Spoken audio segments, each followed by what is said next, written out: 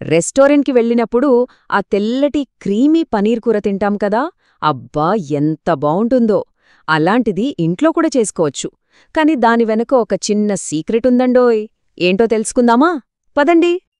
అసలు ఉల్లిపాయ, వెల్లుల్లి లేకుండా మన కూరలుంటాయా చెప్పండి? చాలా కష్టం కదా. కానీ అవేమీ వాడకుండా రెస్టారెంట్ స్టైల్లో చిక్కటి గ్రేవీతో పన్నీర్ కూర చెయ్యొచ్చంటే నమ్మబుద్ధి కావట్లేదు కదూ. కానీ ఇది నిజం. అసలు మ్యాజిక్ అంతా ఇక్కడే ఉంది. మరి ఈ మ్యాజిక్ ఎలా సాధ్యమంటారా? దానికి సమాధానం మనం రోజూ చూసే ఒక మామూలు కూరగాయలోనే దాగుంది. ఏంటబ్బా అది అని ఆలోచిస్తున్నారా? సరే, ఇక అసలు విషయంలోకి వెళ్దాం. ఉల్లిపాయలు లేకుండా ఈ పజిల్ని ఎలా సాల్వ్ చేయాలో చూద్దాం. ముఖ్యంగా కార్తీక మాసంలాంటి పండగ రోజుల్లో ఉల్లి, వెల్లుల్లి తినని వాళ్లకి ఈ రెసిపీ ఒక వరంలాంటిది. రుచిలో అస్సలు రాజీపడక్కర్లేదు. ఇక ఆ క్రీమినెస్ వెనక ఉన్న రహస్యం ఏంటో తెలుసుకునే టైం వచ్చేసింది. ఆ సీక్రెట్ ఇంగ్రీడియంట్ని రివీల్ చేయబోతున్నా. అవునండి, నిజంగానే మన సొరకాయే. అదేంటి, సొరకాయతో పన్నీర్ కూర అని ఆశ్చర్యపోతున్నారా? అవును, ఈ కూరకి ఆ చిక్కదనం, ఆ టెక్స్చర్ రావడానికి కారణం ఈ సొరకాయే.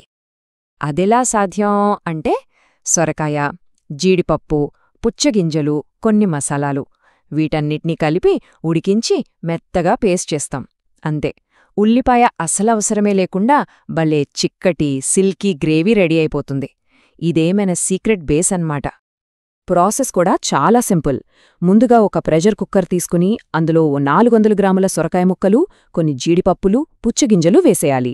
ఆ తర్వాత మంచి ఫ్లేవర్ కోసం లవంగాలు, యాలకులు, చిన్న దాల్చించెక్క ముక్క వేసి జస్ట్ కొన్ని చెంచాలు నీళ్లు పోస్తే చాలు. ఇక్కడొక చిన్న విషయం గుర్తుపెట్టుకోవాలి. మీడియం మంట మీద కరెక్ట్గా 3 విజిల్స్ రావాలి. అంతకుమించి వద్దు, తక్కువ కూడా వద్దు. ఆ 3 విజిల్స్కే సొరకాయ మెత్తగా, పర్ఫెక్ట్గా ఉడుకుతుంది. అప్పుడే మన గ్రేవీకి కావాల్సిన కన్సిస్టెన్సీ వస్తుంది. సరే, గ్రేవీ బేస్ సంగతి అలా ఉంచితే ఇక మన మెయిన్ హీరో పన్నీర్ దగ్గరికి వద్దాం. గ్రేవీ ఎంత బాగున్నా పన్నీర్ ముక్కలు చప్పగా ఉంటే బాగోదు కదా. అందుకే దానికి కూడా కొంచెం ఫ్లేవర్ యాడ్ చేద్దాం. సో, చూసారు కదా, ఈ వంటలో 2 పార్ట్స్ ఉన్నాయన్నమాట. ఒకవైపు సొరకాయ, జీడిపప్పులతో మన సీక్రెట్ గ్రేవీ బేస్, మరోవైపు పెరుగు, మసాలాలతో పన్నీర్ మ్యారినేషన్. ఈ 2 కలిసినప్పుడే అసలైన రుచి బయటకొస్తుంది. మ్యారినేషన్ కోసం ఏం కావాలో చూద్దాం. ఓ 200 గ్రాముల పన్నీర్ తీసుకుని ఒక గిన్నెలో గడ్డల లేకుండా చిలికిన పెరుగు, కొంచెం జీలకర్ర పొడి, మిరియాల పొడి, నలిపిన కసూరిమేతి, రుచికి సరిపడా ఉప్పు అన్నీ వేసి బాగా కలపాలి. ఇప్పుడు ఈ మిశ్రమంలో పన్నీర్ ముక్కలు వేసి కలిపి ఒక 15 నిమిషాల పాటు పక్కన పెట్టెయ్యాలి. ఈ టైంలో పన్నీర్ ఆ మసాలాలన్నిటిని పీల్చుకుని మంచి టేస్టీగా, సాఫ్ట్గా తయారవుతుంది. రైట్, ఇక ఫైనల్ స్టెప్కి వచ్చేస్తాం. ప్రిపరేషన్స్ అన్నీ పూర్తయ్యాయి. ఇప్పుడు మన గ్రేవీ బేస్ని, మ్యారినేట్ చేసిన పన్నీర్ని రెండింటినీ కలిపి కూర వండేయడమే.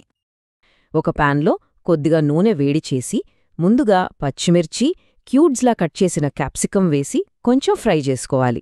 ఈ కూరలో కారమంతా పచ్చిమిర్చి నుంచే వస్తుంది, సో దాన్ని బట్టే వేసుకోవాలి.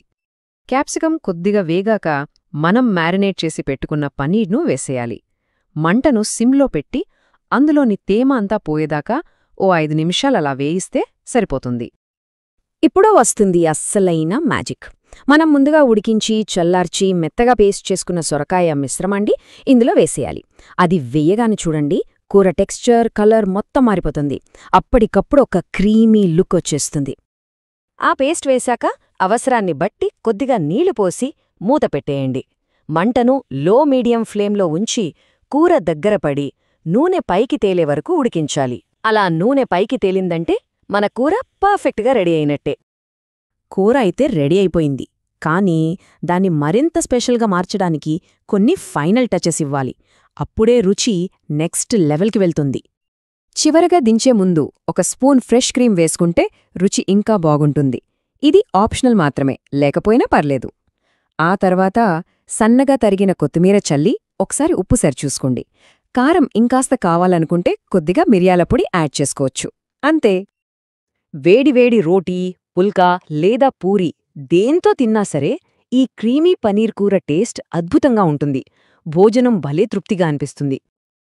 నిజం చెప్పాలంటే ఇది సొరకాయతో చేశారని చెప్తే తప్ప ఎవ్వరూ కనిపెట్టలేరు. ఆ రుచి అలా ఉంటుంది మరి.